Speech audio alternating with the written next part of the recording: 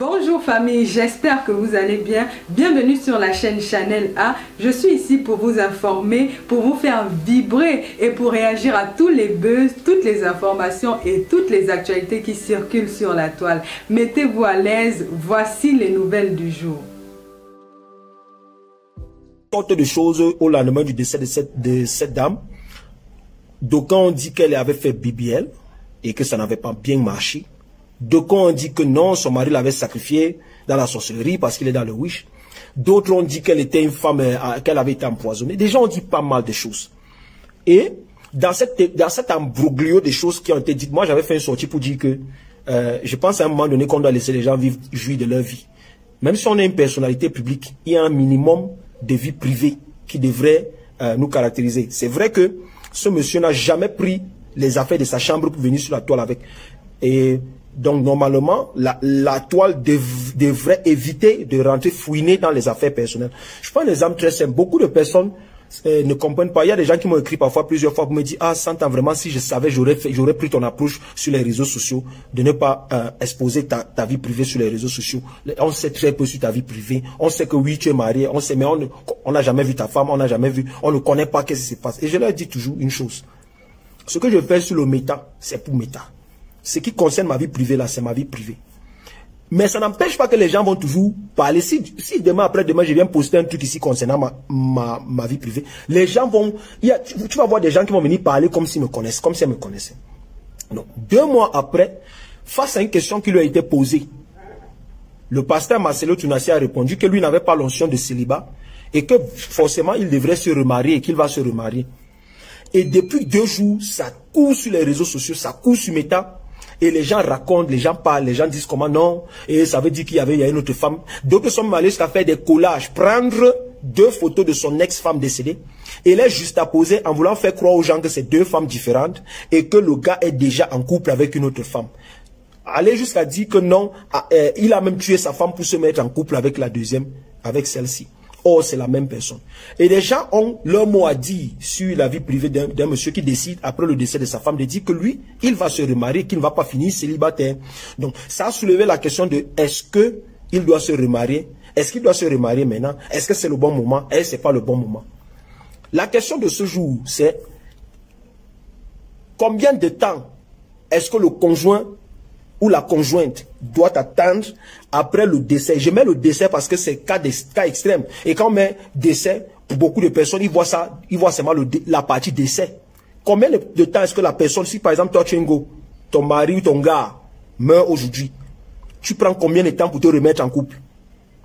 Parce que les gens voient ça seulement dans le contexte du mariage. C'est un peu surprenant, j'ai vu certaines personnes dire des choses. Je suis quand même un peu surpris de voir que nous sommes dans un contexte où tu as des femmes, que lorsqu'elles sont dans une relation, ou des hommes, lorsqu'ils sont dans une relation avec une go ou avec un gars, dès que la relation se termine comme ça, tac, le même soir, ils sont déjà en couple. Mais tu as ces gens qui viennent donner leur point de vue sur combien de temps doit durer ce qu'ils appellent veuvage d'un pasteur, qui, on ne sait pas s'il croit au veuvage, on ne connaît pas sa position par rapport à la culture africaine. Mais tu as des gens qui te disent que non, il doit faire 1 an de veuvage, DS, la DS, bonjour. Tu as des gens qui te disent qu'il doit faire au moins 1 an, 2 ans. D'autres sont malades à dire qu'il doit faire au moins 5 ans de veuvage parce qu'il était marié pendant 20 ans. Or, tu as les mêmes go là, les mêmes go qui bavardent beaucoup sur les réseaux sociaux là. Elle, dès qu'elle est en couple avec quelqu'un, dès que tu as fait un petit mouvement de que c'est terminé là, elle est déjà, même jour, elle est en couple. Alors, on peut donner son point de vue. Et j'ai vu beaucoup de choses. Hier, j'intervenais dans un direct où des gens essayaient d'utiliser la Bible. Puisqu'on est en train de parler d'un pasteur, les gens essayaient d'utiliser la Bible pour pouvoir justifier leurs émotions personnelles et leurs croyances personnelles. Je tiens à vous préciser ici que la Bible ne prescrit nulle part. Je dis bien nulle. En fait, la seule condition dans la Bible par laquelle un homme est autorisé ou une femme est autorisée à se remarier après un mariage, c'est au cas du décès. Normalement, si on va aller dans la Bible n'autorise pas l'homme ni à la femme de se remarier à cause du divorce. Tu as divorcé, ta femme en vie, ton ex est en vie, tu es en vie, tu restes solo mollo. Si on veut rester dans la Bible, la seule condition que même Jésus a ouvert sa bouche pour dire que pour qu'un homme ou une femme se remarie, il faut que l'un des conjoints soit décédé. Et il n'a pas prescrit une durée fixe. Maintenant, ce qu'on a observé au fil de l'histoire, c'est que nos coutumes, nos traditions, nos cultures ont imposé des trucs, des méthodes. Ça dit qu'il y a des cultures où tu dois faire 6 mois de veuvage. Il y a des cultures où tu dois faire 1 an de veuvage. Il y a des cultures où tu n'as même pas besoin de faire le veuvage. Donc, on ne peut pas prendre nos cultures personnelles pour généraliser, c'est globaliser, c'est dire, parce que quelqu'un a décidé qu'à moins de 2 mois, il a annoncé qu'il va se remarier. Il n'a même pas dit qu'il a déjà tout fait. Il a simplement dit, moi, je n'ai pas l'onction du célibat, je ne vais pas rester célibataire. Les gens se fâchent par rapport à ça. Les gens disent que non, il ne respecte pas la mémoire de son épouse. Je vais revenir sur le respect de la mémoire. Vous pouvez intervenir à n'importe quel moment. Parlons de la mémoire de son épouse. Lorsque cette femme est décédée, les qui ont sali la mémoire de cette femme, c'est toujours les pages, les blogueurs, les pages internet, les influenceurs, les blogueurs, qui ont trouvé leur mot à dire sur ce décès. Vous n'étiez pas là quand elle est morte. Vous ne connaissez pas les circonstances exactes qui entourent le décès. Mais vous avez eu votre mot à dire. Vous avez déshonoré la mémoire de cette dame. Mais aujourd'hui, vous êtes les premiers à courir, dire que non, le monsieur n'est pas en train d'honorer la mémoire de sa femme. Alors que lorsque cette dame est tombée, vous avez tout dit sur les réseaux sociaux. Elle allait faire BBL. Ça a raté. Qu'est-ce que vous n'avez pas dit sur les réseaux sociaux? Le monsieur a passé 2 mois à vouloir réparer certaines choses. J'ai écouté quelques-unes de ses vidéos où il est en train d'expliquer non, ma femme n'avait pas besoin de faire BBL. Elle avait le BBL naturel. Vous l'avez poussé à devoir justifier. Au lieu de faire son veuvage, au lieu de faire son deuil, 2 mois après, le monsieur là a passé le temps à répondre à vos invectives. Pourquoi? Parce que tout ce que vous avez dit là, c'est remonté jusqu'à dans son église et les gens lui ont posé la question. Et c'est vous qui venez aujourd'hui parler d'honorer la mémoire. Vous êtes des donneurs de leçons aujourd'hui. Vous avez dit que vous venez nous dire que ce monsieur doit honorer la mémoire de sa femme. Quelqu'un m'a dit non, il doit faire au moins 2 ans de veuvage. Pourquoi? Par rapport à quoi? C'est quelle loi? C'est quelle loi du code pénal?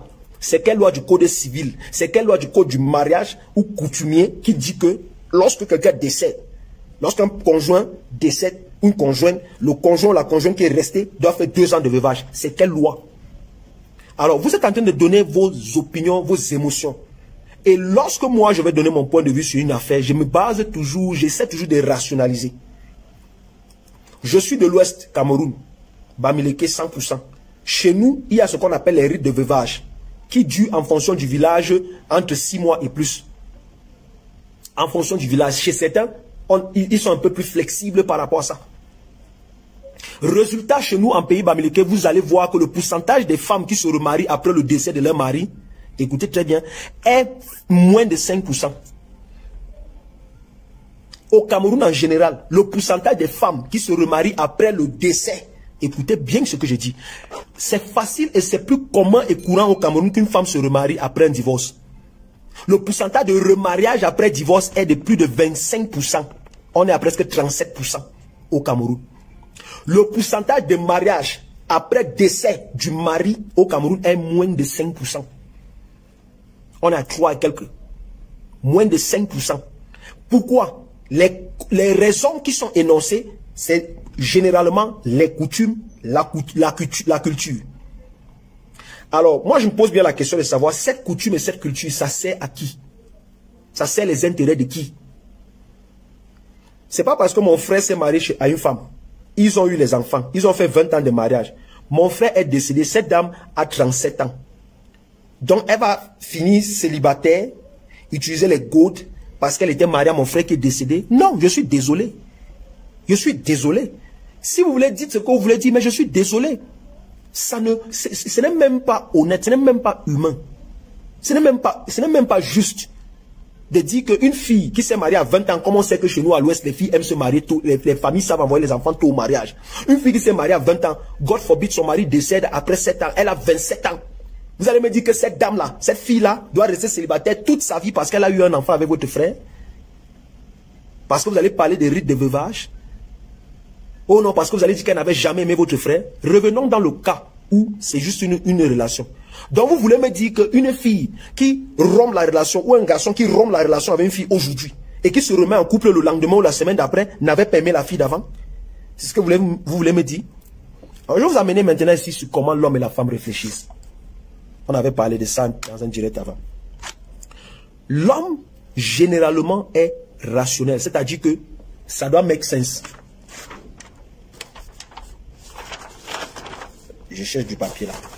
Je vais vous expliquer ça sur du papier. Généralement là, l'homme est rationnel. C'est la femme qui est émotionnelle. Donc, la raison pour laquelle une femme peut ne pas se marier après le décès de son mari, c'est parce qu'elle est émotionnellement, elle se pose la question, les gens vont dire quoi? Qu'est-ce qu'on va dire? C'est justement ça qui fait que les gens ne se marient pas. Parce qu'on est dans une structure où la société africaine fait que a formaté les filles de telle sorte que si ton mari ou ton petit ami décède, il faut attendre trop longtemps pour te mettre en relation en public. Voilà pourquoi les gens ont torpillé Carmen Sama en Côte d'Ivoire, parce que quand Gigi Arafat est décédé, elle a fait 1 mois, 2 mois, elle était déjà en boîte. Mon frère, c'est une jeune fille, sa vie doit continuer.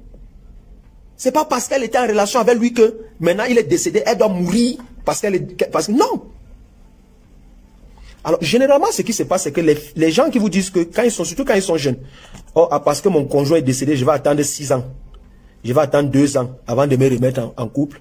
Pendant les 2 ans là, tu es une personne qui a déjà été sexuellement active. Forcément, la présence de cette personne va te manquer, que tu le veuilles ou pas. La présence de cette personne-là avec qui tu partageais ton intimité va te manquer. Plusieurs paramètres. Si on s'en tient à ces deux, il n'est pas bon pour quelqu'un qui a perdu une femme ou un homme de rester longtemps célibataire. Ça, je vous le dis. C'est pas bon. Voilà pourquoi, sortons un peu du contexte mariage. Allons seulement dans le contexte relation, que vous êtes dans le dating. Tu es en train de sortir avec un garçon. Ta première relation, si vous n'avez pas encore eu des rapports sexuels, dès qu'il t'a brisé le cœur, tu peux faire 5 ans même avant de tomber encore amoureuse. Mais lorsque tu es déjà devenu sexuellement actif ou actif, c'est difficile. Je dis bien que c'est difficile. Et après, vous allez demander à cette personne, non, si tu te remets en couple après 3 mois, ça veut dire que tu n'avais pas aimé le gars. Non, je suis désolé, c'est un mensonge. Au contraire. Au contraire. Qui parmi vous va me dire que tu t'es séparé de quelqu'un? Je ne parle pas de mort. Je dis, les gars qui sont encore vivants là. Tu es marié aujourd'hui et tu as complètement oublié ton ex. Complètement, ça dit que il ne vient jamais dans ta tête. Arrêtons un peu de nous voiler les yeux, de venir jouer les saints sur la toile et machin truc. Arrêtons de venir jouer les saints. J'ai vu des gens sortir des versets bibliques pour essayer de dire non, il n'a pas le droit. Non.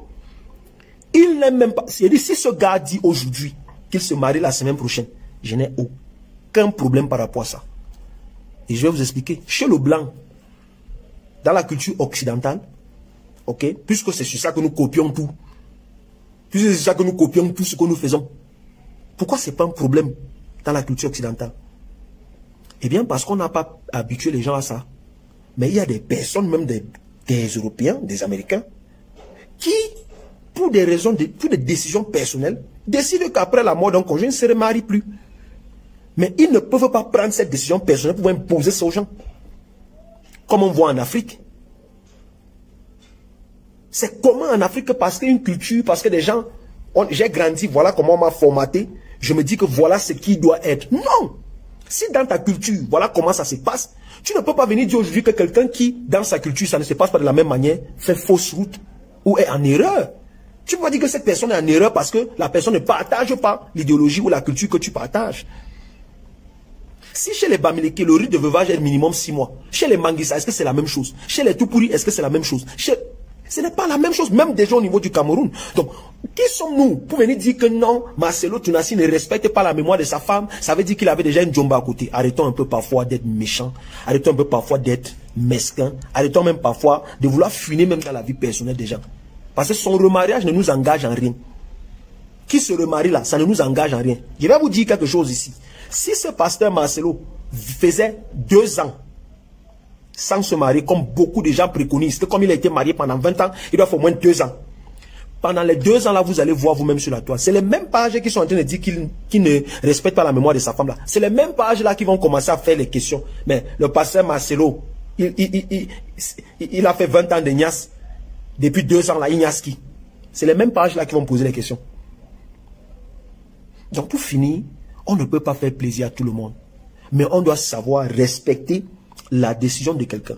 Lorsque quelqu'un dit, moi mon épouse est décédée, nous sommes là bavardés sur les réseaux sociaux. Personne parmi nous ne peut mesurer l'ampleur de la douleur que ce monsieur traverse. Il dit bien, personne parmi nous. On peut bavarder tout ce qu'on bavarde là. On donne notre point de vue. Oh non, elle avait fait BBL. Oh non, il ne doit pas. Non, il ne doit pas. Qui sommes-nous pour dire ce qu'il doit ou ce qu'il ne doit pas faire de sa vie privée? Qui sommes-nous pour décider ou bien pour avoir même un point de vue sur ce que quelqu'un doit faire de sa vie privée? Et c'est ça le danger des réseaux sociaux en Afrique. Parce qu'on se dit aujourd'hui que parce qu'on est sur les réseaux sociaux, on doit donner nos points de vue sur la vie privée. Là, je ne suis pas dans sa vie professionnelle. S'il avait parlé d'une affaire de ministère, parce que le ministère est public. Son ministère là, c'est public. Mais sa vie privée est privée. Tant il décide de se marier, quand il a épousé cette femme, vous n'avez pas donné votre point de vue. Je me rappelle d'avoir vu une vidéo dans laquelle il expliquait le contexte dans lequel il a rencontré son épouse. Où elle était venue pour les prières.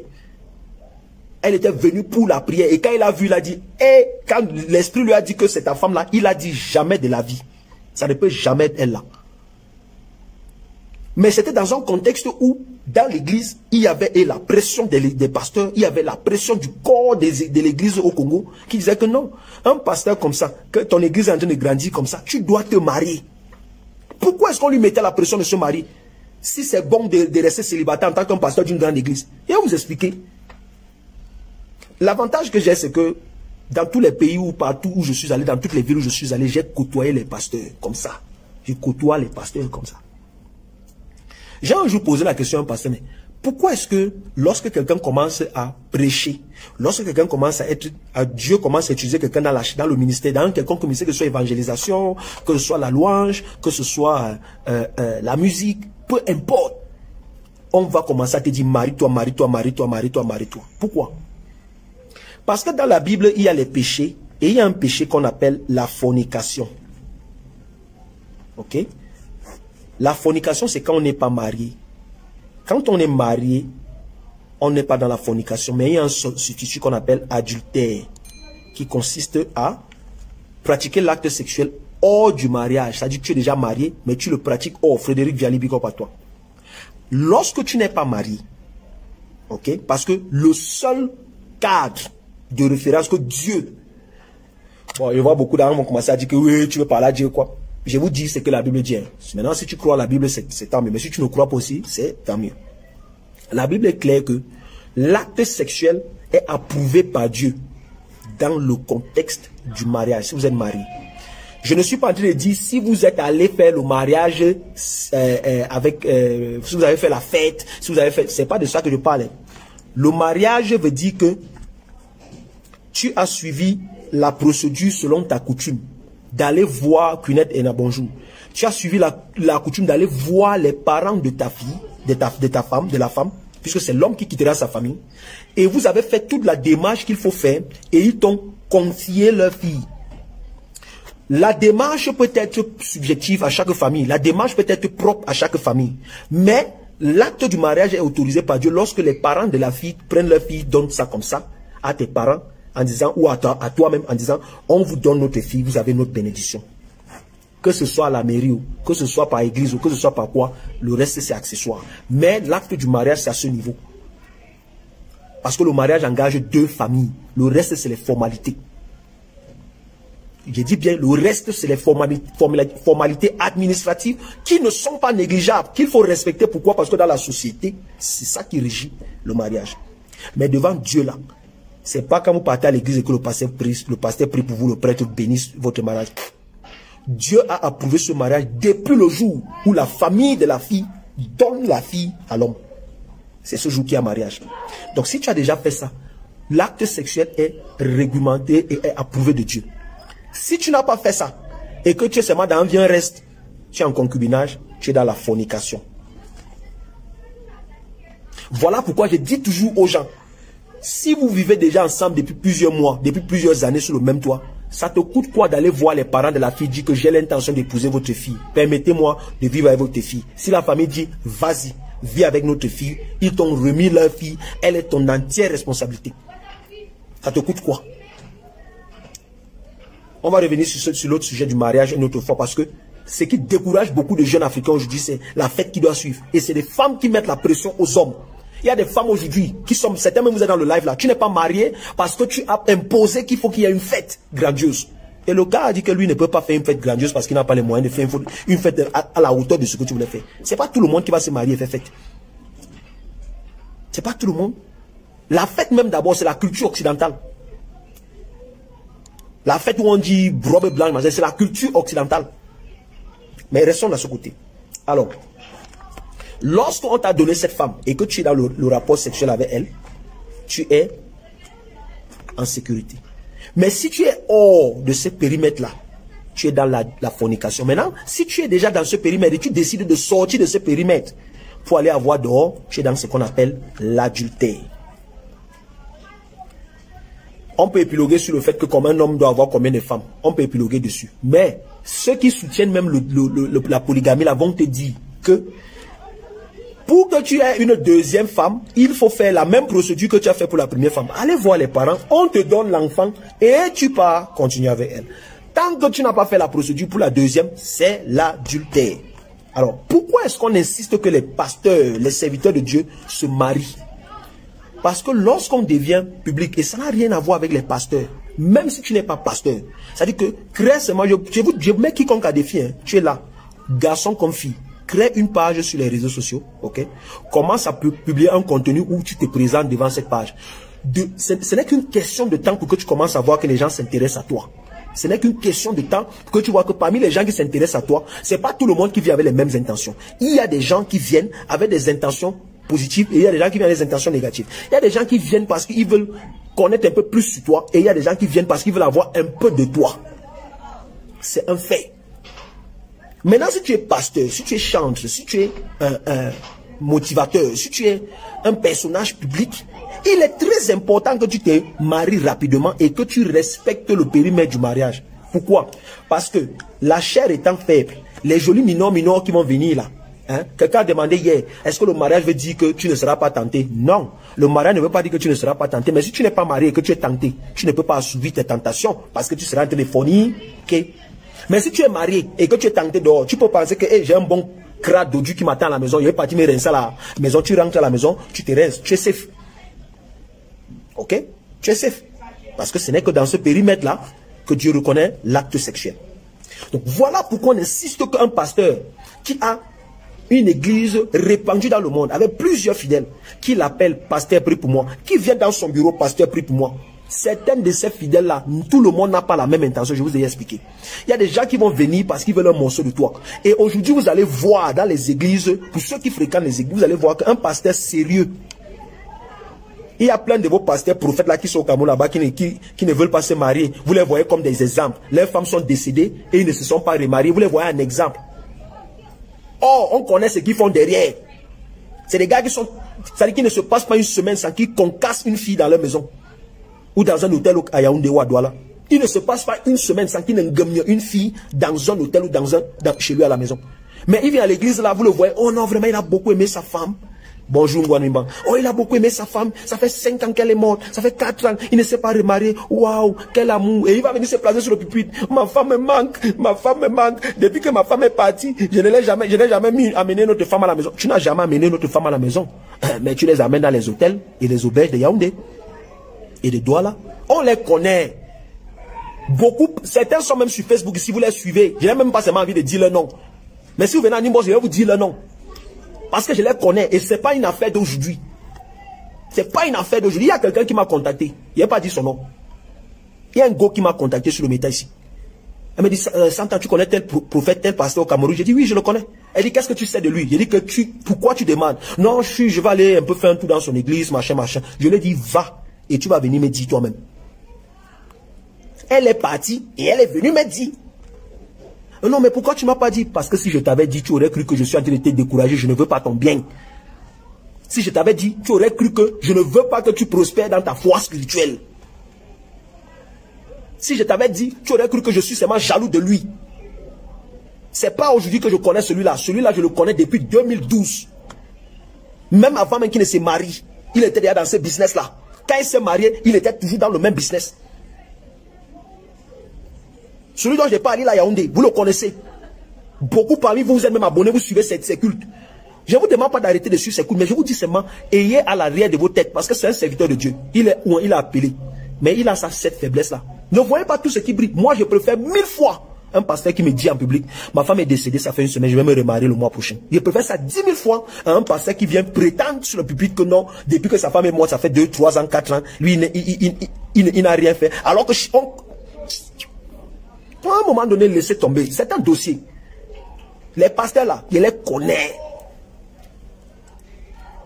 Donc voilà pourquoi on insiste qu'un pasteur doit être marié. Et c'est pour ça que vous allez voir, les pasteurs mariés aujourd'hui, quand une femme vient, elle dit elle veut conseil avec le pasteur. Je vais vous donner un autre type. Un autre truc avec les filles.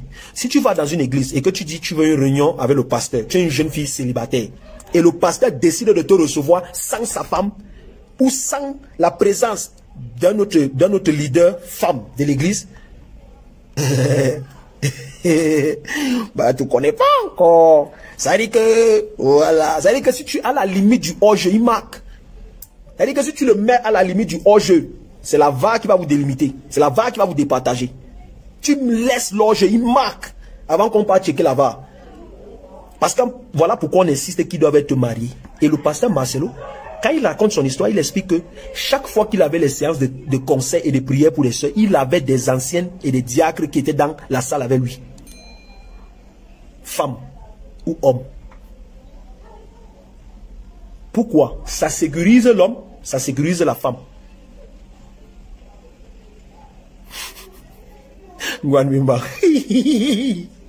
Ça sécurise l'homme, ça sécurise la femme. Comment est-ce que ça sécurise la femme? Ça sécurise la femme dans la mesure où si une fille vient vraiment voir le pasteur pour des prières et tout sincère, le fait de voir une autre présence dans cette salle va remettre la fille en confiance. Pourquoi? Ça veut dire à cette femme que cette sœur va comprendre que ce pasteur-là, il est quelqu'un qui est intègre. Parfois, vous allez voir que si la personne vient et dit que je veux causer seulement avec le pasteur va dire à l'autre personne qui est là, attends dehors. Et dès qu'elle aura fini d'expliquer ce qui est privé là, il va dire à la personne, reviens. Parce que c'est normal qu'il y ait des choses que tu veux seulement qu'une seule oreille entende. C'est normal. Ça sécurise le pasteur dans la mesure où, imaginez que ce soit une sœur Ziglemot qui arrive là. Elle vient, vous faites la session de prière ensemble, vous deux. Tu as fini seulement de prier pour elle. Elle sort. Elle part dans les chaînes de télé, dit que tu as eu une session de prière avec elle. Tel jour. Et que ce jour-là, tu as voulu la violer. Tu vas prouver comment que tu n'avais pas fait. Explique-moi un peu. Quand on va venir regarder les registres de l'église, on va voir que oui, elle a effectivement eu une réunion avec toi. On va regarder les caméras à l'entrée de l'église, on va voir qu'elle était arrivée à cette heure-là. On va regarder tout, on va voir que tu vas prouver comment que tu n'as pas fait. Donc, ces hommes de Dieu que vous voyez, c'est aussi des hommes, merci, c'est des humains. Le pasteur Marcelo là, quand il se réveille à 3 h le matin, il est bandé aussi. Ne pensez pas que c'est seulement vos maris qui se réveillent à 2 h, 3 h le matin, les kiki sont debout. Même lui-même là, quand il se réveille à 3 h, 2 h, 1 h le matin, son kiki est debout. Parce que kiki debout là, ça ne regarde pas que tu es pasteur ou tu n'es pas pasteur. Le kiki n'est pas pasteur. Le kiki n'est pas born again.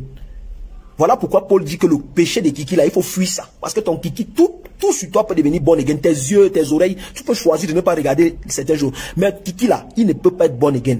C'est pas son don. Lui n'a pas le don de devenir born again.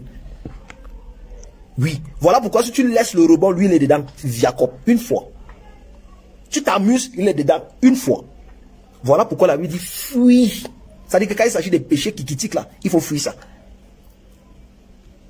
Il faut fuir. Ça veut dire que dans lui, parce que sa femme est décédée, vous savez qu'il concassait sa femme combien de fois par semaine? Vous allez voir que peut-être c'est quelqu'un que lui il était sur sa femme tous les jours que Dieu a créé. Tous les jours que Dieu a créé. Et puis elle est décédée. 2 mois. Mais mon frère, il est coagulé. Il est mal coagulé, gars. Et puis non, il a resté coagulé comme ça pendant 2 ans, un jour par an, il explose. Non, s'il vous plaît. Parce que ce qui va se passer, c'est quoi? Il va être en public. Vous ne voulez pas qu'il se remarie. Vous dites que non, il doit honorer la mémoire. Mais quand il va aller à la maison, vous pensez qu'il va faire quoi? C'est Aoko. Aoko Pro Max. Aoko Pro Max. DS, la DS, bien sûr. Merci Ngwanimban. Les enfants de 12 ans, ils se réveillent, qui est comme ça, tanga. Et puis c'est un papa qui a passé 20 ans de mangeage, 20 ans de chopement, 20 ans de gagnement, tous les matins, 2 heures. Il a passé sa vie sur l'axe lourd pendant 20 ans. Et puis subitement, oui, il dit que non, il doit rester statique. Hein? Parce que non, chez nous, c'est 20 ans de veuvage. Non, chez nous, c'est 6 mois de veuvage. Non, chez nous, c'est 7 ans de veuvage. Et après, 7 ans de veuvage. Je vais vous dire autre chose ici. Moi, je suis de l'Ouest, je suis Bamileke. On peut parler des femmes Bamileke. Aujourd'hui, au Cameroun, les gens disent que non, les filles qui aiment la niasse, c'est les filles Bassa. Oh, tu connais pas. J'ai dit les filles les plus frivoles de la planète Terre. Les femmes les plus en demande du concassage. C'est les femmes camerounaises. Mais quand on va au Cameroun là, les femmes qui ont une démangeaison avancée du pétale, c'est les filles de l'Ouest. Et vous dit pourquoi? C'est les femmes de l'Ouest. Parce qu'elles sont mal gagnées. Parce qu'elles sont mal gagnées. La plupart des gars de l'Ouest, il y a tellement de tabous sur le sexe à l'Ouest que il y a tellement de tabous sur le sexe à l'Ouest qu'un homme de l'Ouest, typique général, il est marié. Il rentre du travail à 22h. Il a fait le travail à 16h, 18h. Il a allé s'asseoir, il a concassé ses 33. Il arrive à la maison, il est déjà tanga de chez tanga. Quand il arrive à la maison, il n'est déjà pas romantique. Il n'est déjà pas dans la préparation. Voilà pourquoi nous autres, là, les gens ont du mal à croire que 100 ans, c'est un Bamileke. Même les filles avec qui je suis sorti, même ma femme, même mon mais tu es Bamileke. Je suis Bamileke. 100%. Le gars, il ne comprend pas que non. Quand tu es au bar en train de consommer là, quand tu commences à te tangationner là, tu dois commencer à appeler ta go, tu la prépares. Parce que la femme, elle est préparée par rapport à ce qu'elle entend. Voilà pourquoi tu peux entrer dans l'ascenseur, une fille que tu n'as jamais vue, tu lui chuchotes quelque chose à l'oreille, elle mouille. Les filles, si ce qu'elle dit c'est bon, applaudissez pour moi. Ce qu'elle dit c'est ça. Si tu dois savoir dire la bonne chose à la femme, ça dit que la femme peut inonder par rapport à ce que tu lui as dit. La Sanaga, une fois, Martine, par rapport à ce qu'elle a entendu. Si ce qu'elle dit c'est faux, les filles, mettez là-bas que c'est faux. Vous savez qu'on n'avait pas qu'à dire que ce qu'elle dit est faux. Oui. C'est les Yaoundé qui m'ont gâté. Les filles de l'Ouest sont mal concassées. Tu vas voir, le gars va rentrer 22h, il arrive à la maison, la fille est déjà fatiguée, elle est en train de dormir. Il va vite entrer dans la couverture. Il va se laver, manger vite, il court, il entre dans la couverture. La fille est dans la couverture à lui, il va jouer au golf, il met la main comme ça, toute la nuit. Il est tangationné, mais il n'a pas préparé le mousseau. Et puis la go aussi, c'est pas le genre, tu viens parce que c'est dur sur son dos, tu cognes son dos, elle va accepter.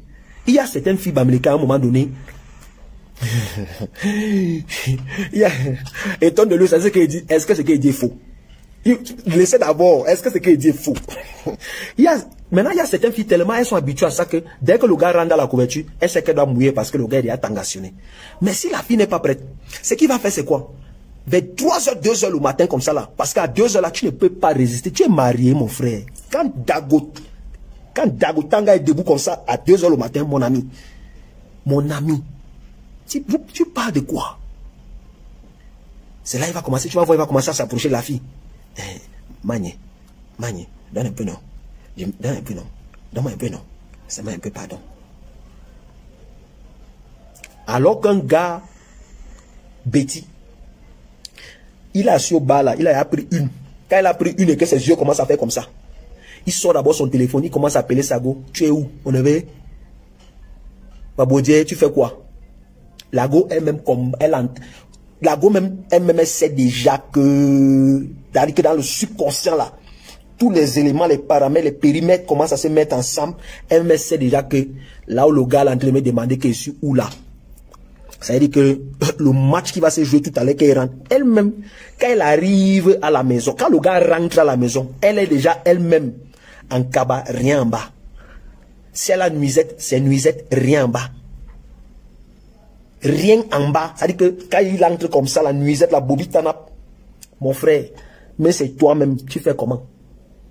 Mais c'est toi-même, tu fais comment? Et puis Marcelo, 20 ans de ça. Et puis vous dites qu'il doit faire 10 ans de veuvage. Ah, vous n'êtes pas méchant. Vous n'êtes pas méchant. Vous n'êtes pas sorcier. Et puis un gars qui a ça. Et vous avez vu la femme de Marcelo. Vous avez vu son...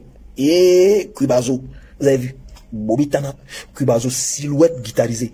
C'est-à-dire quand lui il finit de prêcher là. Parfois même quand il est en train de prêcher là même, il passe caché derrière le pupitre. Vous pensez que c'est parce qu'il veut lire la Bible? Non!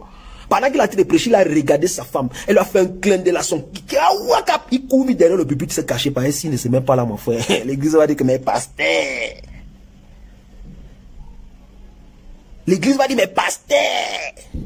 Et puis vous dites, non, elle est décédée, là, lui doit laisser. Parce que non, chez vous, dans vos villages, le veuvage, c'est 6 mois. Le veuvage, c'est 7 ans. Non, lui, il n'a pas jamais... Il va vous dire quelque chose ici. Si Marcelo Tounassi se remarie le plus tôt possible, c'est une grande marque d'amour et de respect en sa femme. En son ex-femme. Une grande marque d'amour et de respect. Je vous explique pourquoi. Il y a des hommes aujourd'hui, on sait que leurs femmes sont décédées depuis des mois, des années. Ils ne se sont jamais remariés. Vous savez pourquoi? Parce que ils regrettent en fait d'avoir été mariés une fois dans leur vie. Mais 100 ans, comment tu peux dire qu'ils regrettent? Ils regrettent pourquoi? Si tu as été marié, tu sais que le mariage est bon. Tu sais que le mariage tu sais que le mariage c'est une bonne chose. Tu sais que le mariage te protège. Tu sais que le mariage te couvre. Tu sais que le mariage couvre tes enfants. Ta femme décède. Mais automatiquement tu dois te remarier pour te couvrir. Couvrir tes enfants. Couvrir ton ministère. Couvrir ta famille. Couvrir tes... Mon frère. Puisque si ta femme était en vie, tu allais te marier. Tu allais dans ce cadre-là.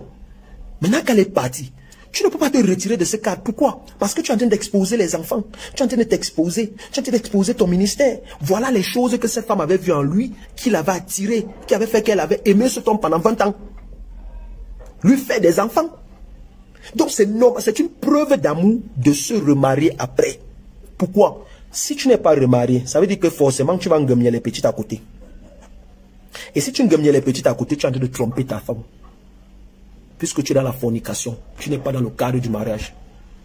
Et puisque si ta femme n'était pas décédée, forcément tu l'aurais fait. Tu es dans l'adultère. Oui. Et l'adultère là, comme l'adultère, c'est pas une forme d'amour, c'est pas une marque d'amour.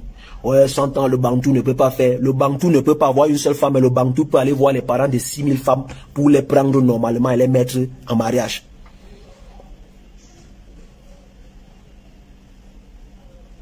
Mais bien sûr, Nguanimban, au lieu de partir, mieux ici, j'ai dit bien que c'est une marque de respect, d'estime et d'amour vis-à-vis de son ex-femme, de se remarier rapidement possible. Parce que sinon, ça voudrait dire que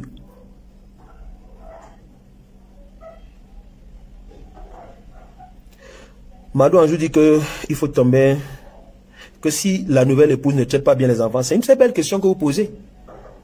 D'où la nécessité de le faire le plus tôt possible. Oui, le pasteur Marcelo, c'est quelqu'un qui a beaucoup d'argent, c'est quelqu'un qui est riche. Aujourd'hui, il est, on va dire, d'autres personnes vont dire que si c'est marié maintenant, ça dit qu'il est en train de courir, ça dit que la femme était tapie dans l'homme. Vous ne saurez jamais si une fille va bien traiter vos enfants que vous avez eu avant, sauf si elle est déjà à la maison. Deuxième chose, c'est que l'homme, dans sa position, l'avantage qu'il a, c'est que l'homme peut toujours recadrer sa femme. L'homme peut toujours recadrer la femme. L'homme peut toujours recadrer la femme. Et ça, c'est des choses qu'il va devoir avoir comme critère. Parce que ne pensez pas que quand il dit qu'il va se remarier, c'est que, non, genre, la première venue ou la première personne. Non! On vous parle quand même de quelqu'un qui a duré avant de se marier et qui a fait un mariage qui a été un mariage de 20 ans propre. Donc, ça veut dire que forcément, les mêmes critères de sélection là, les mêmes critères de solution, de sélection qu'il avait eu avant de prendre celle avec qui il a fait 20 ans là. Qu'il applique les mêmes critères, il va avoir quelqu'un d'autre. C'est aussi simple que ça. Le mariage va le protéger, ça va protéger son ministère. Même si la femme traite mal ses enfants, les enfants là seront protégés. Et traiter mal là, c'est vous qui vous devez maintenant me définir traiter mal. Parce qu'il faut dire que le pasteur Marcelo, il a qu'un seul enfant qui est mineur. Le reste des enfants sont majeurs.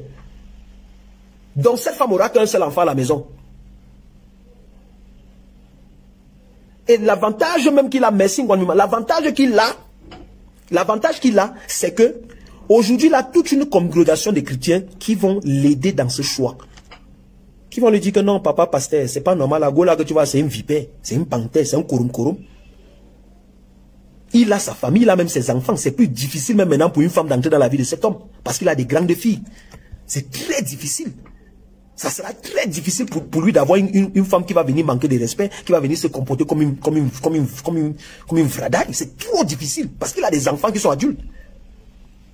Et vous savez que lorsque quelqu'un est amoureux, il y a certaines choses que tu ne vois pas. Mais quand tu as autour de toi des... Parce que les enfants là vont être très, comment on appelle ça? Ils vont être très sélectifs.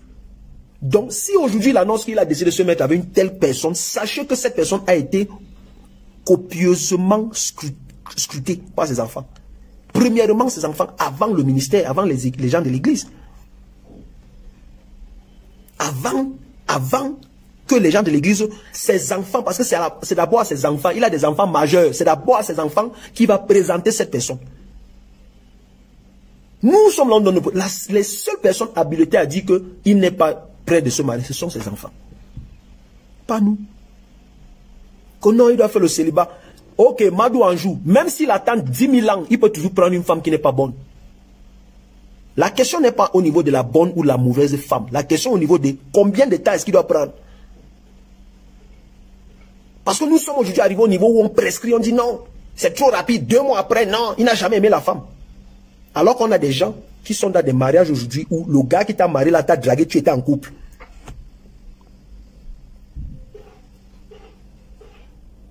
Les gens le gars avec qui tu es marié, le gars avec qui tu es en couple là, il t'a dragué, tu étais en couple avec quelqu'un d'autre. Tu as 5 ans celui-là pour te mettre avec celui-ci. Aujourd'hui, tu viens dire que non, ça veut dire qu'il n'avait jamais aimé le premier. Est-ce que ça veut dire que tu n'avais jamais aimé le premier? Non. Tu as vu mieux, mon frère. Chacun cherche mieux.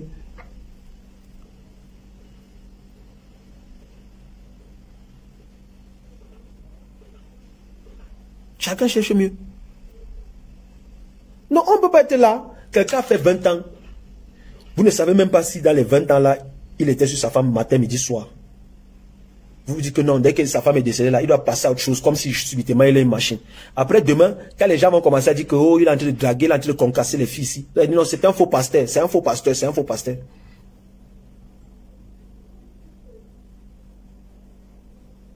Chacun cherche mieux dans la vie. Pasteur Marcelo là, il peut tomber sur une fille maintenant. Que non, il va épouser machin truc. Et puis, dans les observations, il se rend compte que ce n'est pas la meilleure. Il s'entend, il continue. Mais je peux vous dire, la probabilité qu'il fasse un mauvais mariage est très faible. Si on va sur le principe de la répétition, c'est-à-dire qu'il a appliqué certains critères, ça lui a donné un résultat. S'il applique le même critère, ça va lui donner un résultat pareil, ou nettement mieux, ou légèrement moins. Et il faut dire qu'aujourd'hui, il a des enfants, oui. Mais quand il se marie là, c'est d'abord pour lui. C'est pas pour les enfants. C'est d'abord pour lui. Oh non, oui, mais il épouse, il a les enfants. C'est d'abord pour lui. Parce que c'est pas ses enfants qui vont gagner la fille là. S'il décide de faire les enfants avec la prochaine femme, c'est pas ses enfants qui vont venir faire s'accoupler. C'est lui. Et puis, j'ai constaté une chose. Chez nous en Afrique là, quand on dit que la femme traite mal l'enfant de l'autre femme, c'est relatif, c'est subjectif. Hein? Vous allez parfois voir qu'une femme arrive dans un foyer, on voudrait qu'elle prenne l'enfant qu'elle a trouvé dans le foyer là, plus que son propre enfant biologique. Non, je suis désolé. Naturellement, ce n'est pas possible. C'est possible que tu traites cet enfant comme ton propre enfant, mais pas plus. J'ai vu des femmes aujourd'hui qui ont divorcé dans un second mariage. Pourquoi? Parce que les choses que la famille demandait de faire pour l'enfant qu'elles ont trouvé dans le ménage étaient des choses absurdes. C'est-à-dire qu'on te dit de faire ce que tu ne fais même pas pour tes propres enfants biologiques. On te dit de faire pour l'enfant. Non! Et le danger, c'est toujours quand tout le monde pense avoir son mot à dire dans une relation. Tout le monde. Dans une relation privée des gens, tout le monde pense avoir son mot à dire. Oh non, elle maltraite les enfants. Elle maltraite les enfants. Vous savez comment qu'elle maltraite les enfants? Vous vous basez sur quoi pour dire qu'on a maltraité un enfant? Qu'est-ce qui prouve qu'il y a maltraitance? Maltraitance là, c'est quoi? Parce que dans toutes les maisons, il y a des règles. Dans toutes les maisons, il y a des lois. Et chaque femme a ses lois. La première femme n'avait peut-être pas la loi que si tu n'as pas fait tes tâches ménagères, tu n'as pas droit au petit déjeuner. La deuxième femme peut venir avec cette loi. Et les enfants ont le devoir et l'obligation de se plier à cette loi. Parce qu'elle est la nouvelle maîtresse des maisons. Demain, après-demain, l'enfant va se lever, il ne fait pas ses tâches ménagères. On lui dit, tu ne manges pas le breakfast, le petit déjeuner, tant que tu n'as pas fait les tâches. Il appelle la grand-mère, on me refuse la nourriture. Et elle maltraite les enfants. Non. Non. Je suis désolé. Chaque maison a ses droits, ses règles. Chaque maison a ses règles. Aujourd'hui, Madou Anjou, toi là, tu peux te... God forbid, hein, tu te retrouves à épouser un homme en seconde noce. Ok? Et cet homme avait des enfants. Tu arrives dans sa vie, la maman de ses enfants les avait habitués que les enfants peuvent faire tout ce qu'ils veulent. Elle faisait tout pour eux. Elle avait leurs dessous, elle arrangeait leur chambre, elle faisait. Toi, ce n'est pas comme ça. Et les enfants ne s'étaient jamais plaints chez leurs grands-parents. Toi, tu arrives et chez toi, c'est différent. Chez toi, un enfant à 17 ans, 18 ans, 15 ans, 14 ans, doit déjà savoir faire son lit, doit déjà savoir ranger ses dessous, doit déjà savoir prendre le linge, mettre dans la machine, retirer, sécher, repasser. Ça, c'est toi. Et il n'y a rien de mal à ça. Et tu arrives dans cette famille-là, toi, tes enfants, toi, tes propres enfants avec qui tu es venu, par exemple, et ils savent le faire. Mais les enfants de l'autre là ne savent pas faire. Et maintenant, tu décides que tu dois prendre le temps pour les enseigner ça. Bonjour, Mouna Sawadouala. Toi, tu dois prendre le temps de les enseigner ça. Et après, les enfants là se lèvent pour aller dire à leur grand-mère, oh, on nous maltraite, on nous refuse la nourriture. Et puis tout le monde va commencer à dire, hey, elle maltraite les enfants. Elle maltraite les enfants là. Elle les maltraite. Est-ce que tu es en train de les maltraiter? Non. Généralement, vous allez voir que, je ne dis pas dans tous les cas, hein, mais généralement, c'est des cas similaires. Parce que j'en connais. Le pasteur Marcelo, personne parmi nous n'était dans l'intimité de son mariage. Personne parmi nous ne peut mesurer. Oh, on est dans la maltraitance. Je suis d'accord avec toi que là, ça s'installe progressivement. Je dis bien, tu arrives quand tu commences à installer cette loi. Les enfants refusent et ils disent que tu les maltraites, tu les refuses à manger. Est-ce que tu maltraites ces enfants? Non. Quand on voulait tout philosopher sur tout, mon frère, on a été donné quelque chose assez clair et limpide comme ça, la question de la philosophie. Ce que tu dis, c'est qu'il dit. Et que ça, tu as décidé que tu vas les apprendre ça progressivement. Et dans ton progressivement, là, les enfants refusent et ils disent que non, les mères faisaient tout pour eux. Toi, tu dois faire ça pour eux. Comme toi, tu es dans progressivement, tu vas dire quoi? Non, laissez, ils vont faire votre lessive.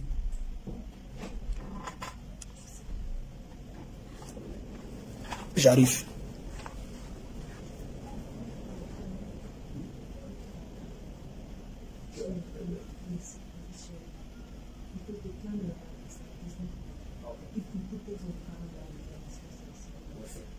Can you screenshot your calendar and send it to me?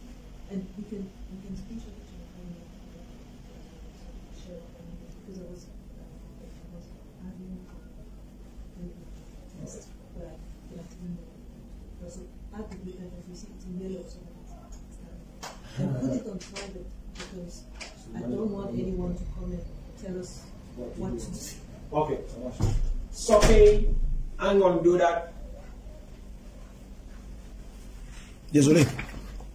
Donc, si toi tu arrives dans un mariage et tu te dis, chez moi, voilà ce qui se passe.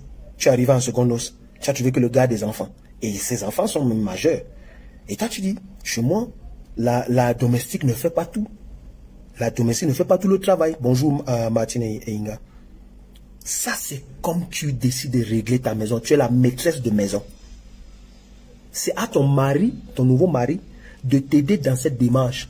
Si lui décide que lui prend le recul et il te laisse la responsabilité de gérer tout ça, on ne peut pas venir dire demain que tu maltraites les enfants parce que tu es en train de gérer ton foyer. Parce que c'est ton foyer. L'erreur à ne jamais commettre, c'est de te marier à quelqu'un qui a déjà un enfant et tu arrives là, tu vas te plier à ce que sa première femme avait fait. Dans le système que la précédente femme avait établi, tu prends ce que tu juges bon et effectif et nécessaire. Ce qui n'entre pas dans la démarche que toi tu veux, dans la gestion de ta famille, tu laisses ça rapidement. Et dès le premier jour, tu dois instaurer ça. C'est pas la méchanceté, c'est pas la jalousie, c'est pas la haine, c'est pas la maltraitance. C'est c'est comment je gère moi ma maison. Oui. Et c'est pareil pour l'homme. Nous sommes là, on est dans un groupe par exemple de jeunes couples. Ok, sur WhatsApp. Et parfois on se voit, on fait des petites sorties, des voyages, des ceci, des fêtes et tout. Des virées. Comment chacun gère son couple n'est pas pareil. Mais il y a des points sur lesquels nous sommes tous convergents. Nous sommes tous convergents par exemple sur le point que il faut être intentionnel dans les activités de fun que tu crées avec ton partenaire. Il faut être intentionnel. Ça veut dire quoi? C'est pas tu te lèves un vendredi matin, tu as envie d'aller en boîte. Ah chérie, on peut aller en boîte ce soir. Non. C'est intentionnel veut dire vous planifiez, vous en parlez et ça rentre dans votre programme. Ça rentre dans votre programme. Par exemple, c'est tellement intentionnel que là où je suis assis ici, je peux vous dire mon prochain week-end hors de la ville ou hors de la maison avec ma femme. Je peux vous dire. Je peux vous dire où on va pour les congés de décembre. Je peux vous dire ce qu'on fait dans les prochains jours fériés, les longs week-ends qu'on a. C'est planifié. On est intentionnel. Tous ces 5 couples qui sont dans ce groupe, nous sommes intentionnels par rapport à ça. C'est un point de convergence. Maintenant, on a des divergences quant à la manière d'éduquer nos enfants. Il y en a qui pensent que on peut exposer les enfants à la nouvelle technologie, au téléphone, au smartphone, le plus tôt possible. Et il y en a qui pensent que on ne doit pas le faire jusqu'à ce qu'ils aient un certain âge. Il y en a qui ont même acheté des téléphones portables à leurs enfants qui ont 5 ans. Et il y en a qui ont décidé que c'est quand l'enfant aura 17 ans, 14 ans ou machin. Donc on n'est pas d'accord sur ce. Mais moi, je ne peux pas me lever pour critiquer leur manière d'éduquer leurs enfants. Et ils ne peuvent pas se lever pour critiquer la manière où moi j'ai décidé qu'élever mes enfants. Chaque maison est gérée d'une manière. Et tu ne peux... Le problème qui s'élève souvent, c'est que quelqu'un est là, sa propre maison, il n'arrive pas à maintenir. Mais il a son mot à dire dans la vie de quelqu'un d'autre. Tu vois des gens qui sont sur la toile, ils n'ont jamais pu garder une relation pendant longtemps. Non, il ne respecte, il n'a jamais aimé la femme là. Il a fait 20 ans avec elle. Toi, tu as déjà fait 20 ans de relation. Tu n'as jamais fait 20 ans de relation. C'est pas qu'il te lève pour dire que non. Non, il doit faire le veuvage. Il doit faire le veuvage. Tu connais ce qu'on vit après 20 ans de mariage. Tu ne peux pas connaître.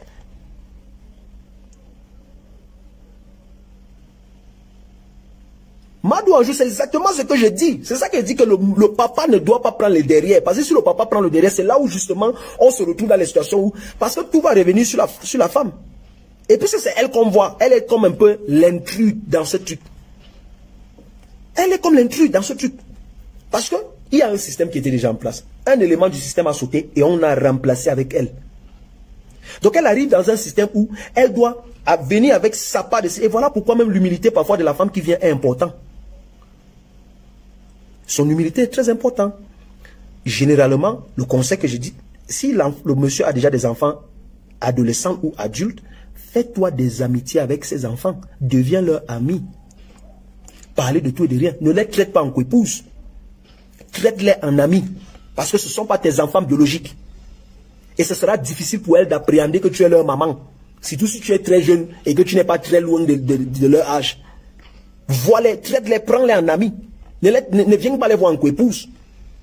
Donc on peut rentrer dans les détails par rapport à comment est-ce qu'on approche ça et tout, voilà. Si vous êtes dans ce cas, voilà, vous savez quoi faire. Le numéro de téléphone est là. Madou Anjou, on dit la même chose. Donc, Marcelo Tounassi, 20 ans de mariage. Toi, tu es là sur Facebook. Tu n'as jamais été dans une relation de 3 ans. C'est toi qui dis que non, il n'a pas le droit de se remarier. Ça veut dire qu'il n'a jamais aimé la fille. Tu n'as aucune référence personnelle sur laquelle tu puisses te baser pour dire que ce que je dis là. Si quelqu'un qui a été dans la même situation que lui, qui a été marié pendant 20 ans, vient me dire que 100 ans, j'ai été marié pendant 20 ans. Et quand ma femme est décédée, je n'ai pas voulu me remarier parce que j'ai pas écouté. On ne va pas passer le temps sur les réseaux sociaux. Et c'est ça, moi, mon problème. On peut donner son point de vue et dire que moi, selon moi, mieux il ne se remarie pas parce que les gens peuvent interpréter. Mais venir tenir des propos affirmatifs, genre convaincants et confirmants, genre non, il ne peut pas se marier parce que ça veut dire qu'il n'a jamais aimé. Si c'est marié, ça veut dire qu'il n'a jamais aimé la femme là. Avec quelqu'un qui n'a jamais aimé une femme a fait 20 ans avec elle sans la tromper. Bon, ça c'est ce qu'ils ont dit, hein. L'étoile cubienne. Vous savez que si ma soeur l'étoile cubienne va intervenir dans mon Dieu, elle ne peut jamais dire non. Elle ne peut jamais. Oh, c'est même où le moment d'intervenir là.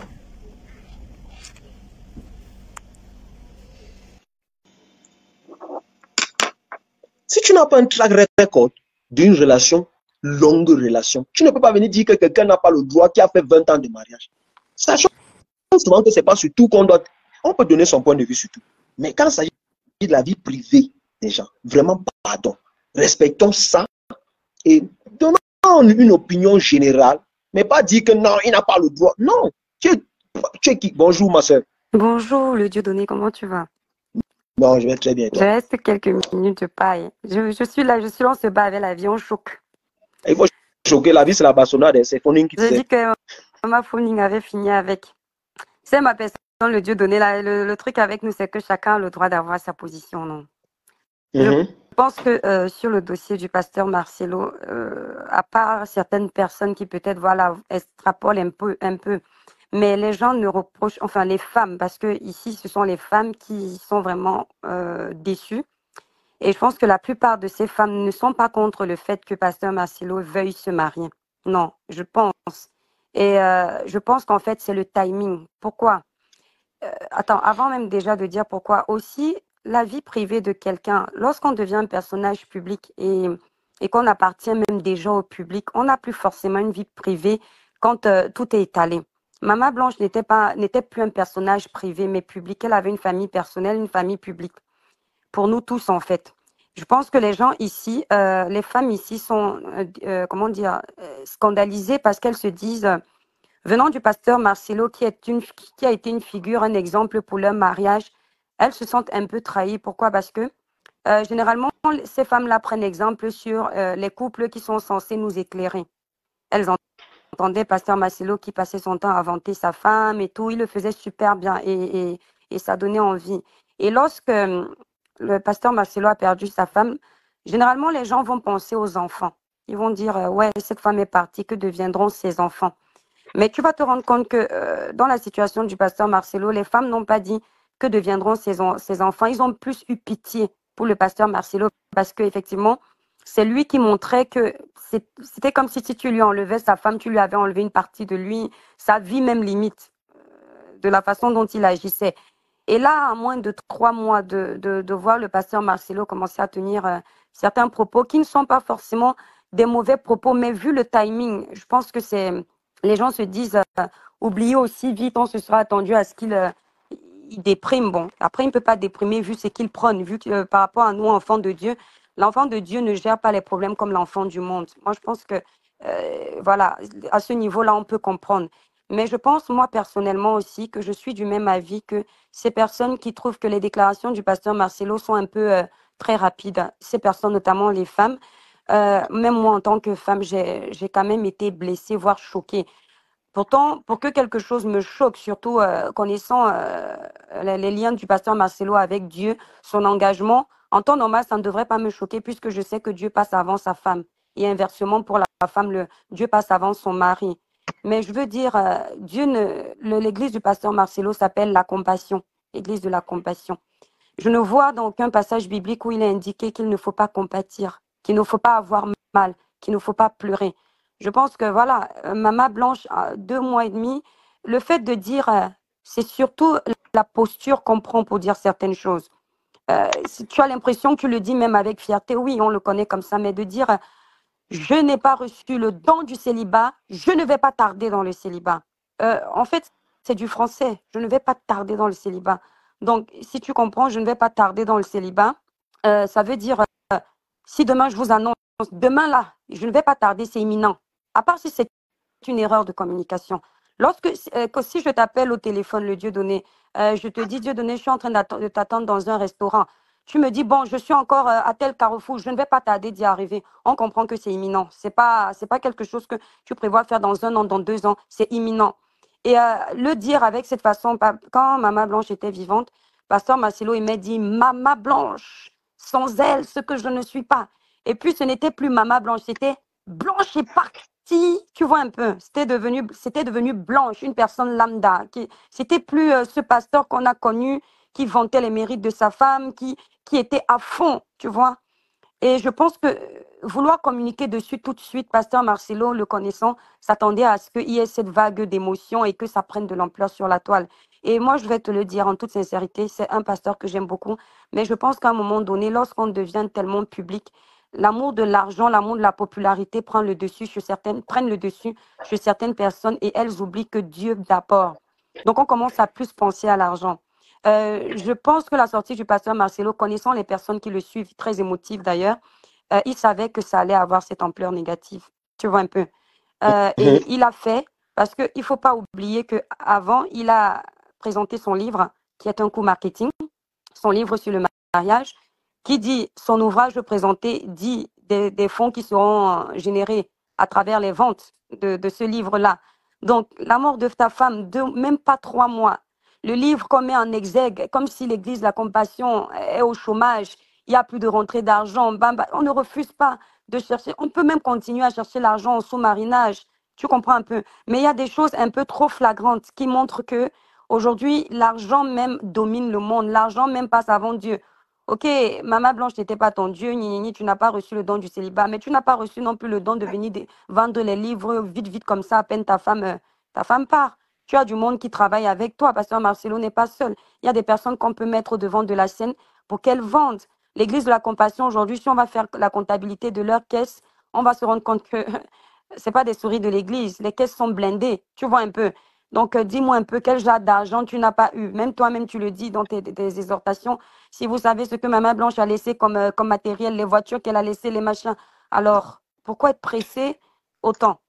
Voilà, donc ceux qui ne réfléchissent pas n'ont pas compris que c'est du marketing pour son livre. Ils savaient que ça allait parler et après les gens qui veulent le défendre, un peu comme toi, mon frère chéri, ont le droit. Mais je pense que c'est maladroit. Il n'y a pas... Moi, j'ai juste une question, hein, peut-être sur 2 volets. Oui. Alors, tu as parlé du sous-marinage et qu'il aurait dû, la manière avec laquelle il a annoncé, le timing et tout. Pourquoi est-ce que le timing, là, c'est un problème? Moi, c'est ma question. Parce que les gens qui disent qu'il aurait dû attendre, je n'ai pas encore vraiment entendu un argument rationnel, convaincant. Parce que c'est vrai que chacun a de nous a ses émotions. Et je dis ici, et je l'ai dit, personne parmi nous ne peut ressentir le décès de cette femme mieux que cet homme. On peut dire ce qu'on veut dire. Oh non, son attitude après, son machin. Il dit personne parmi nous. C'est 20 ans de vie ensemble. C'est beaucoup d'enfants, beaucoup de projets, beaucoup de choses. C'est quoi le timing idéal? C'est-à-dire qu'il aurait dû attendre combien de temps? Je vais d'abord te répondre. Effectivement, c'est 20 ans de vie commune. Ce sont des années de vie ensemble. Et c'est pourquoi, effectivement, les gens sont choqués. Parce que 20 ans, ce n'est pas 20 jours. 20 ans, ce n'est pas 20 semaines. Donc, tu vois un peu. Et on s'attend à ce qu'après autant d'années que tu as passé avec quelqu'un, que ce ne soit pas aussi facile de nous l'annoncer en 2 mois et demi de son départ que tu ne vas pas tarder dans le célibat. Il n'y a pas de... En fait, si, il y a un timing pour... il y a quand même un timing pour essayer d'oublier quelqu'un parce qu'on n'oublie pas vraiment les gens. Ce qu'on a vécu, on ne l'oublie pas, ça reste ancré dans notre tête. Voilà, on ne peut pas refaire son cerveau. Mais il y a un timing. Le timing, ça peut te prendre un timing. Quand je dis un timing, c'est pas vraiment sur des mois, c'est pas vraiment sur le temps, mais tu peux faire d'abord ton deuil. C'est déjà un timing. Lorsque le mari d'une femme décède en Afrique, on lui donne un timing de veuvage. Si on la voit aller se marier, on va commencer à la rouer d'insultes. Ça veut dire qu'inconsciemment, il y a un timing qu'on lui donne de faire son deuil. Pourquoi est-ce qu'on donne ce timing-là? On lui donne ce timing-là pour qu'elle puisse un peu essayer de se détacher de son mari qui est parti, pour qu'elle puisse, qu'elle ne fasse pas rentrer un homme juste par dépit et que lui vienne juste penser ses pleurs, mais qu'elle soit prête. Mais dis-moi, comment après 20 années que tu as passé avec quelqu'un, tu es déjà prêt en 2 mois et demi de mettre une nouvelle femme, tu es déjà pressé de dire que ça va pas tarder, il y aura une femme dans ta maison. Donc nous, on sous-entend que ça veut dire que le passage à l'étape suivante, on ne souffre pas. Je suis désolée. On ne dit pas tout. Le Dieu donné, effectivement, tu nous prends au piège. Ça, c'est notre interprétation, ma soeur. Moi, tu sais pourquoi je te pose cette question? Vas-y. Parce qu'il n'y a pas de timing. Il n'y a pas de timing. Le temps que ça te prendrait à guérir d'une blessure n'est pas le même temps que ça me prendrait à guérir d'une blessure. Oui, mais pas sous le fond. Non, c'est pour ça que je dis aux gens, et j'ai dit à quelqu'un ce matin en commentaire, il ne faut pas prendre tes émotions personnelles pour généraliser. Moi, ça peut me prendre 2 ans, 6 ans, et ça peut prendre à quelqu'un d'autre 1 semaine. Qui suis-je pour dire que, parce que ça lui a pris 1 semaine, c'est pas normal? Non, le Dieu donné, on joue avec les mots là. Non, un être humain, non. Pas les mots. Je t'ai posé une question simple. Le timing, c'est combien de temps? Parce que tout le monde dit que son timing n'était pas bon. Ils ont raison. Quel est le timing qu'il aurait dû prendre? En fait, non, là, on va jouer avec les mots pour... On va jouer avec les mots pour crédibiliser la bêtise du pasteur Marcelo. Tu comprends un peu. Et moi, je ne vais pas trop jouer avec parce que tu risques de gagner. Pourtant, en fait, tous ces gens qui s'offusquent ne sont pas des fous. Tu comprends un peu. Si tu vois autant de personnes déçues, c'est parce qu'il y a quand même quelque chose. Tu comprends ce que je veux dire, le Dieu donné. Voilà. Tu as Et je vais te dire le quelque chose qu'il y a. Oui, J'ai expliqué ça au début de cette. Le d'accord. quelque chose qu'il y a, c'est notre socioculture qui nous a formaté à croire que lorsqu'un homme décède, une femme doit faire 6 mois, 1 an, 2 ans, 3 ans de veuvage en fonction de la culture. J'ai pris l'exemple au début du Cameroun.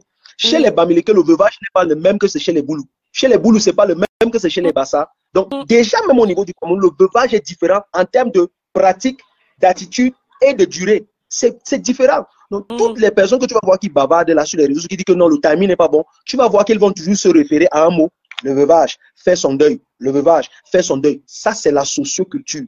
Rien de tout ça n'est logique et rationnel. C'est émotionnel. Pourquoi? Parce qu'on est tellement attaché à nos cultures, on est tellement ancré à nos cultures que lorsqu'il y a une situation comme celle-là, automatiquement, la posture naturelle, c'est de penser d'abord à la culture. Qu'est-ce que nos cultures disent? Qu'est-ce que nos traditions disent? Voilà pourquoi aujourd'hui, nous en Afrique, parce qu'on nous est tellement habitués à ce que le mariage soit fait d'une manière ou d'une autre, tu vas voir qu'il y a des gens qui sont mariés, mais qui croient qu'ils ne sont pas mariés. Parce que la socioculture a établi que voilà comment on voit le mariage. Or, dans la norme des choses, ce n'est pas le cas. J'ai expliqué ça au début.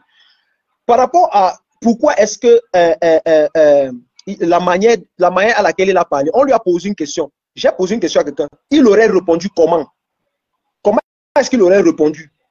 Si on lui le ta Dieu femme est donné, morte, est-ce que tu vas... il répond comme il veut et en fonction de ses réponses, les gens aussi ont le droit de se prononcer puisque ses réponses sont publiques. Si c'était une personne comme toi et moi qui avait dit je vais me marier, gna, gna, gna, gna, gna, ça aurait pu passer inaperçu. Mais ici, on a en face de nous une vitrine. Je ne sais pas si tu comprends. Non, je suis d'accord. Voilà, des couples se retrouvent en lui. Et les femmes qui allaient peut-être dans leur foyer dire à leur mari, tu vois comment Pasteur Marcelo met en exergue sa femme, tu vois comment il la vénère, tu vois, alors que c'est un homme de Dieu, il sait que Dieu passe avant tout, mais il y a la place pour sa femme.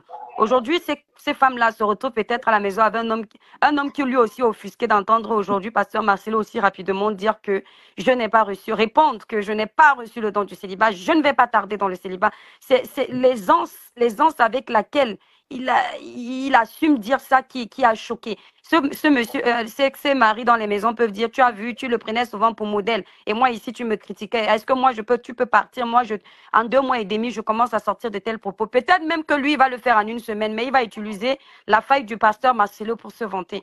En fait, on ne reproche pas au pasteur Marcelo de se marier. Il a le droit et c'est même très bon pour son ministère, pour ne pas être tenté. Je t'ai également entendu dire qu'il n'a jamais trompé sa femme. Ça, c'est Dieu et lui qui savent s'il a déjà trompé ou pas. Tu as dit qu'il est public, non? S'il avait fait ça, allait être public, non? Oula, attends, tu sais, il y a beaucoup de prêtres qui ont abusé de ce que tu connais ici dehors. Même en tant que personnalité publique, on n'a jamais su. C'est des années après qu'on a découvert qu'ils faisaient des bêtises. Merci. Merci pour ce que tu viens de dire. Ça veut dire que la vie d'une personne publique est publique jusqu'au niveau où il veut la rendre publique. Oui. Il y a toujours un élément de la vie publique. C'est clair. Mais ce qu'il nous montre là n'est pas public. Il est venu nous dire ouvertement, du moment où il rend ça public, ce qu'il pense dans son cœur, nous aussi, on peut pas lui dire ce qu'on a dans nos cœurs publiquement, que, hé, papa, doucement, aïe. D'abord, le jour de je ne sais pas si c'était... moi, je n'ai pas l'habitude d'assister à des enterrements, donc je ne m'y connais pas trop dans les mots. Si c'était la présentation du cadavre ou quoi, là, comme on appelle les veillées, là. Avant d'aller prendre le micro, ce qui avait d'abord choqué les gens, moi, j'avais fait abstraction de ça parce que je me suis dit chacun à sa façon. C'est de prévenir les gens, de dire je ne vais pas pleurer parce que j'ai déjà pleuré. Personne lui avait demandé s'il allait pleurer ou pas. Déjà, personne ne peut maîtriser ses larmes. C'est Dieu qui... C'est-à-dire que tout ça, ce sont tes émotions. Tu n'as pas à dire si tu vas pleurer ou pas parce que tu ne connais pas ton niveau d'émotion. Ça, c'est les expressions que les gens disent. Je me rappelle que récemment, j'ai perdu... Non, attends, je t'explique. Ce propos, ma femme a tenu ce propos récemment. Ma femme a tenu ce propos récemment pendant notre deuil. Quand on a fait la veillée, c'est même sur Facebook, sur la page de notre église. Quand elle a dû prendre la parole, elle a dit que je ne vais pas pleurer parce que j'ai déjà pleuré. C'est pas mal interprété. C'est pour dire que les gens déjà avaient trouvé... Donc, moi, je ne me suis pas prononcée dessus parce que quand moi j'aime quelqu'un, ce n'est pas sur les premières erreurs que je me dis toujours, nous sommes des êtres humains. Tu vois un peu. Pasteur Marcelo, ce n'est pas les premières gaffes du pasteur. Hein. Je ne connais pas dans quel passage biblique pour prêcher, il faut critiquer d'autres églises. Mais le pasteur l'a souvent fait plus d'une fois. Et tu ne me verras jamais me prononcer, mais c'est pour la première fois. Pourquoi? Parce que quand je suis un homme de Dieu, j'essaie de me dire que tout le monde fait des erreurs, tu vois. Et ben, il a provoqué là-bas, je tire le meilleur de ce qu'il dit. Mais il faut comprendre que quand c'est une succession de bêtises, les les gens commencent à se poser des questions. Tu vois un peu. Les gens Bon, les gars, commencent- désolé, hein, Mhm. je dois partir. Je suis à 7 minutes de retard de ma prochaine réunion. Oui, Dieu donné. Il y a les gens qui m'attendent, donc vraiment, je m'excuse. Je vais revenir pour ce direct à... Non, moi, je ne serai pas là, mais c'est pas grave. Merci, Ouais, merci pour ton Je vais live. revenir à 16h. Tu vas être là. Tu vas être là. Le Dieu donné, laisse-moi avec ton pasteur. Bisous, bisous. Laisse-moi la philosophie. Je suis en train de te donner les points très importants. Et c'est ce que je veux. Parce que quand les gens parlent des arguments et qu'ils ne peuvent pas être rationnellement, ça devient problématique. Tu vois? Le Ouais. direct là, ça fait pour que les gens puissent avoir des points de vue Oui, différents. Et c'est C'est important ce que qu'on j'aime sur toi. Tu laisses le... Si, par exemple, les gens s'attellent seulement à dire que ce qui fait mauvais, c'est mauvais, c'est mauvais, c'est mauvais. Non, il faut pouvoir à un moment donné dire que c'est mauvais parce que c'est pas seulement mauvais. C'est pas de dire que non, machin. Et il faut qu'on ait aussi l'honnêteté de pouvoir aussi dire que non. Chacun est comme il est. Moi, par exemple, je ne suis pas, je suis comme lui, le pasteur Mas. Tu me poses une question, je te réponds tic-tac. Moi, je suis sugar coating. Je ne connais pas cajoler la vérité. Non, ou mettre toi, un peu tu un es genre. très franc. Après, c'est ça qui fait que parfois beaucoup de personnes disent non, tu es trop dur, tu es trop dur, tu es trop dur, machin. Non. Donc vraiment, excuse les gars, je vais revenir à 17h, heure de Yaoundé. De Yaoundé. Pour ceux heure de Yaoundé. Ok, le Dieu Allez, les donné, gars, bisous. je te fais plein de bisous. Ouais, Porte-toi bien. merci. Ok? Merci. Ciao. Voilà, nous sommes arrivés à la fin de cette vidéo. N'hésitez pas à nous dire ce que vous en pensez dans les commentaires, à nous donner vos avis tout en restant courtois. Prenez soin de vous. Au revoir.